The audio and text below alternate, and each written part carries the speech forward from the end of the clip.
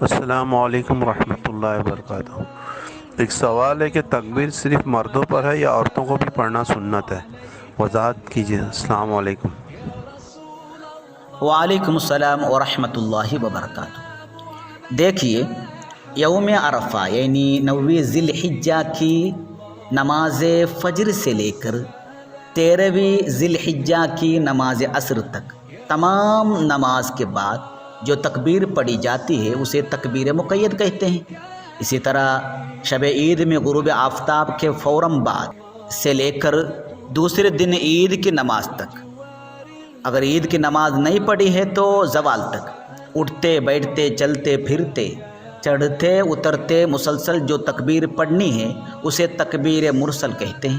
یہ جو عید الاضحیٰ کے موقع پر 2 قسم کی تکبیریں ہیں، دونوں تکبیریں جس طرح مردوں کے لیے سنت ہے اسی طرح عورتوں کے لیے بھی سنت ہے، یعنی خاتون بھی عیدین کی شب میں مسلسل تکبیر کہیں گی۔ اسی طرح یوم عرفہ کے نماز فجر کے بعد سے پڑھی جانے والی تمام نمازوں کے بعد، چاہے وہ سنت ہو یا فرض، سنت مؤکدہ ہو یا غیر مؤکدہ، تہجد کی نماز کے بعد، چاشت کی نماز کے بعد، عید الاضحیٰ کی نماز کے بعد، وطر کی نماز کے بعد، تمام نمازوں کے بعد تکبیر کہنا، یہاں تک کہ نماز جنازے کے بعد تکبیر کہنا یعنی تکبیر مقید کہنا، جس طرح مردوں کے لیے سنت ہے اسی طرح عورتوں کے لیے بھی سنت ہے۔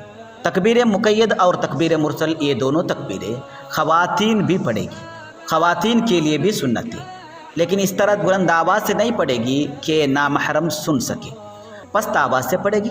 گھر میں شوہر اولاد کے سامنے بلند آواز سے پڑھ سکتی ہے، اتنے آواز سے نہ پڑھے کہ وہ آواز نامحرم تک پہنچے۔ چنانچہ ابن حجر مکی علیہ رحمۃ و رضوان نے فرمایا، یندب التکبیر بغروب الشمس لیلۃ العید فی المنازل والطرق والمساجد والاسواق برفع الصوت لغیر امرأۃ وخنثی بحضرت غیر نحو محرم۔ مطلب گھروں میں بھی تکبیر کہنا سنت ہے، نامحرم مردوں کی موجودگی میں خواتین پست آواز سے تکبیر کہے گی اور محرم کی موجودگی میں بلند آواز سے تکبیر کہہ سکتی ہے۔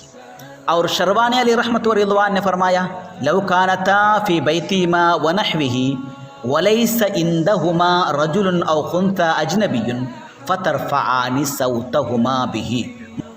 مطلب اگر خاتون اپنے گھر میں ہو اور وہاں کوئی نامحرم نہ ہو تو تکبیر کو جہر یعنی بلند آواز سے پڑھے گی۔ جس طرح تکبیر مرسل اور تکبیر مقید مردوں کے لیے سنت ہے اسی طرح خواتین کے لیے بھی سنت ہے۔ فرق اتنا ہے، مردوں کے لیے بلند آواز سے پڑھنا سنت ہے مطلقاً، لیکن خواتین کے لیے سنت ہے کہ غیر محرم کی موجودگی میں پست آواز سے تکبیر کہیں۔ کوئی نامحرم نہ ہو تو بلند آواز سے پڑھ سکتی ہے۔ اس پر عمل کرنے کی کوشش کیجیے۔ اللہ تعالی ہماری تمام عبادتوں کو قبول فرمائے، ان ایام کی برکت سے عافیت والی لمبی عمر عطا فرمائے، اخلاص والی دینی خدمت کرنے کی توفیق عطا فرمائے، آمین بجاہ النبی الکریم۔ السلام علیکم ورحمۃ اللہ وبرکاتہ۔